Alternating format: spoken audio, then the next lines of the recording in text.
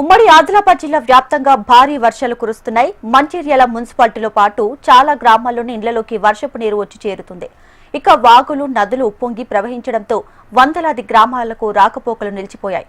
మరోవైపు ఉమ్మడి జిల్లాలోని సాగునీటి ప్రాజెక్టుల గేట్లు ఎత్తి దిగువకు నీటిని విడుదల చేస్తున్నారు. పూర్తి డీటెయిల్స్ మా ప్రతినిధి శ్రీనివాస్ అందిస్తారు.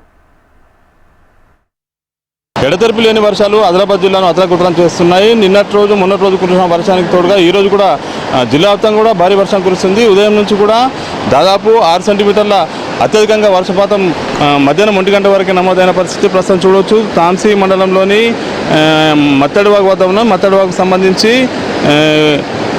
పైన కూడా మహారాష్ట్రలో వర్షం కురుస్తుంది కాబట్టి పెద్ద ఎత్తున వరద నీరు పోటెత్తుతున్న పరిస్థితి.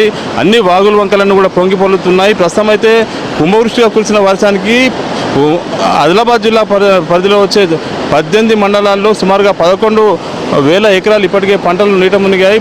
అయితే 2-3 రోజులుగా ఏకదాటిగా కురుస్తున్న వర్షాల కారణంగా జనజీవనం పూర్తిగా స్తంభించిపోయిందని చెప్పుకోవచ్చు. ప్రస్తుతం అయితే ఉదయం నుంచి కూడా వర్షం తెరిపి లేకుండా కురుస్తుంది. ప్రస్తుతం అయితే వాగులు వంకలన్నీ కూడా పొంగి పొర్లుతున్నాయి. దీంతోపాటు మత్తడివాగు ప్రాజెక్టుకు, సర్నల వాగు ప్రాజెక్టుకు మళ్ళీ కూడా ఇన్ఫ్లో పెరిగింది. ప్రస్తుతం అయితే సాయంత్రం వరకు మళ్ళీ గేట్లు ఎత్తే అవకాశం ఉందని చెప్పి అధికారులు పేర్కొన్న పరిస్థితి చూసుకోవచ్చు. ప్రస్తుతం అయితే జిల్లాలో కురుస్తున్న వర్షాల కారణంగా పలు ప్రాంతాలకు కూడా రాకపోకలు ఈరోజు మళ్ళీ నిలిచిపోయాయి.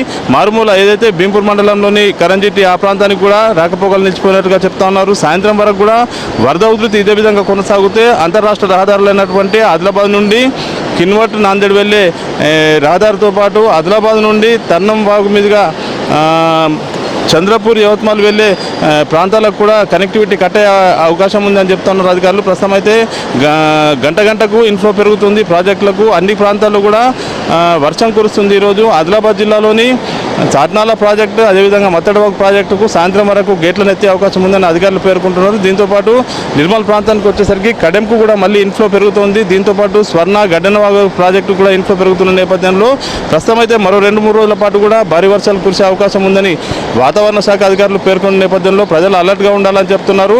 మొన్నటి రోజు కురిసిన భారీ వర్షం కారణంగానే ఆదిలాబాద్ టౌన్లో సుమారుగా 8 కాలనీస్ నీట మునిగాయి. అదేవిధంగా 18,000 ఎకరాలు వరకు కూడా నీట మునిగినట్లుగా తెలుస్తూ ఉంది. ప్రస్తుతం అయితే ప్రాథమిక అంచనా ప్రకారం అయితే సర్వేలు కొనసాగుతున్న అధికారులకు సంబంధించి ప్రస్తుతం వర్షం కొంత తెరిపించి మళ్ళీ కురుస్తుంది. కొంత వ్యవధిలోపే భారీ వర్షం కురుస్తున్న నేపథ్యంలో ఇన్ఫ్లో పెరుగుతూ వస్తుంది. ప్రాజెక్టులకైతే ఇన్ఫ్లో పెరుగుతుంది. మళ్ళీ సాయంత్రం వరకు కూడా గేట్లు ఎత్తే అవకాశం ఉంది. మొన్నటి రోజు కురిసిన వర్షం కారణంగా పెద్ద ఎత్తున రైతులు ఇబ్బంది పడ్డారు. అన్ని ప్రాంతాలకు కూడా కనెక్టివిటీ కట్ అయిన పరిస్థితి, కాలనీస్ కూడా నీట మునిగిన పరిస్థితి.